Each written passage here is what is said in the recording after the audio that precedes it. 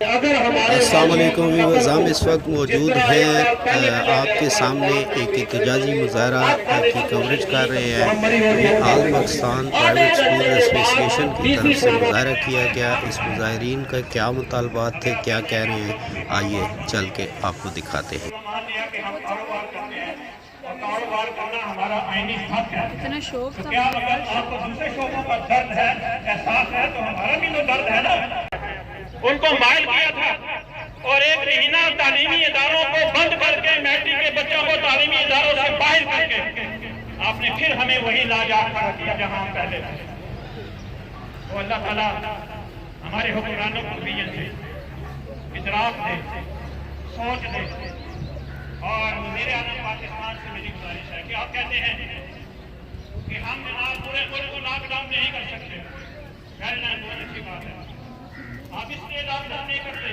School کے ذریعے ہی ہم بچوں کے تھرو والدین کو ایجوکیٹ کر سکتے ہیں کہ ماسک پہننا کتنا ضروری ہے، فاصلہ رکھنا کتنا ضروری ہے، کس طرح ہم کورونا سے جنگ جیت سکتے ہیں۔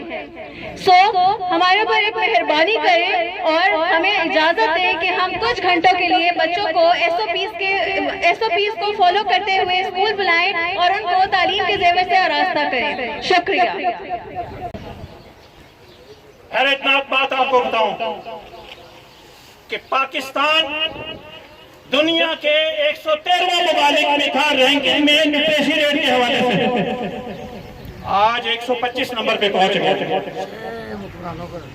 آج 125 نمبر پہ پہنچ گیا ہے۔ اور دنیا کی حکومتوں کا، ریاستوں کا اگر آپ اندازہ لگائیں تو آپ دیکھیں گے کہ ان کا لٹریسی ریٹ بتدریج بڑھ رہا ہے۔ اور پاکستان ملک ایسا ہے جس کے حکمرانوں کی غیر سنجیدگی نے، ہمارے وزیروں کی غیر سنجیدگی نے آج پاکستان کو اس مقام پر پہنچا دیا ہے کہ ہمارا لٹریسی ریٹ بجائے اوپر جانے کے نیچے کی طرف آ رہا ہے۔ اور بدقسمتی سے نجی تعلیمی ادارے اس وقت حکومت کا 60% شیئر برڈن شیئر کر رہے ہیں۔ اگر آج یہ نجی تعلیمی ادارے نہ ہوتے تو حکومت کے پاس تو اپنے ادارے سنبھالنے کا نظام نہیں ہے۔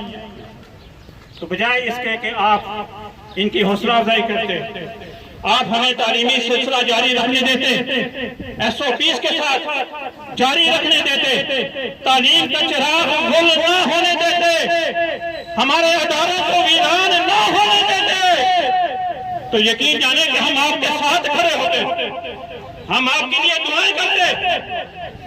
آپ نہیں جانتے کہ اس وقت جو بیج ہم نے بویا ہے، ہماری ناحکمت اندیشی کی وجہ سے، ہماری ناقص حکمت عملیوں کی وجہ سے، ہمارے کمزور فیصلوں کی وجہ سے، آج جہاں آپ نے تعلیمی نظام کو پہنچا دیا ہے، آئندہ آنے والے 10 سالوں میں بھی آپ اس کی تلافی نہیں کر سکیں گے، آپ اس کی تلافی نہیں کر سکیں گے۔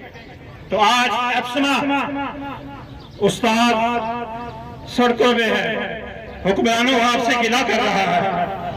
ہم یہ نہیں کہتے کہ جناب ہمیں یہ دے دو، ہمیں وہ دے دو، ہم کہتے ہیں کہ ہمارے ادارے جو ہیں ان کو آباد کر دو، تعلیمی سلسلہ جاری کر دو، اور وہ میٹرک کے اسٹوڈنٹ جن کا داؤ، جن کا مستقبل آپ نے۔ بسم اللہ الرحمن الرحیم۔ میں سب سے پہلے اپنی بہنوں کو جو ایپسما ضلع راولپنڈی، اور میرا گلہ ہے حکمرانوں سے، وہ یہ ہے کہ جناب اس ملک کا المیہ، ہم کہتے ہیں کہ تعلیم ہماری اولین ترجیح ہے، ہر حکومت کا یہی دعویٰ ہے، 73 سالوں سے ہم یہی سنتے آئے ہیں کہ تعلیم ہماری اولین ترجیح ہے، حالانکہ تعلیم ہماری آخری ترجیح بھی نہیں ہے۔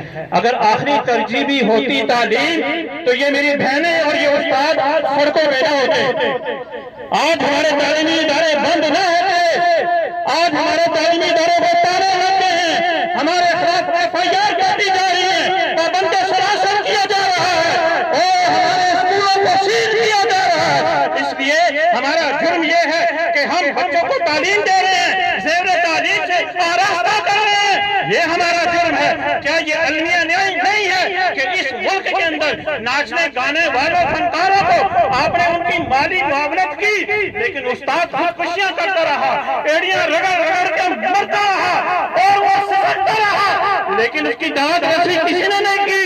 और आज भी उस्ताद सड़कों पे है। 25,000 तालीमी इदारे इस वक्त हमारे पाकिस्तान के बंद हो चुके हैं। हमें बताएं, हमसे पूछे, हम आपको बताएंगे कि किस तरह तालीम का निजाम बहाल रखते हुए बच्चों को आगे बढ़ाते हुए हम आपका साथ दे सकते हैं। तो मैं एक बार फिर आप सबका भी शुक्रिया अदा करना चाहता हूँ, अबरार भाई का, इनकी मर्कजी टीम का भी शुक्रिया अदा करना चाहता हूँ कि वो एक मिनारा नूर बने इस अंधेरे पीरियड में, जब बड़े बड़े कायदीन जो है वो हमारे यू टर्न ले रहे हैं। तो उस वक्त हमारे इस अफसमा के साथियों ने आपने किए हुए वादे को पूरा किया। हम दामे दरमे सुखने सुप्रीम काउंसिल के प्लेटफॉर्म से आपके साथ है। अल्लाह ताला हम सबको अपनी मंजिल तक पहुंचने के लिए एक दूसरे का साथ देते हुए अपने बच्चों को तालीम देने की तौफीक दे। पाकिस्तान जिंदाबाद।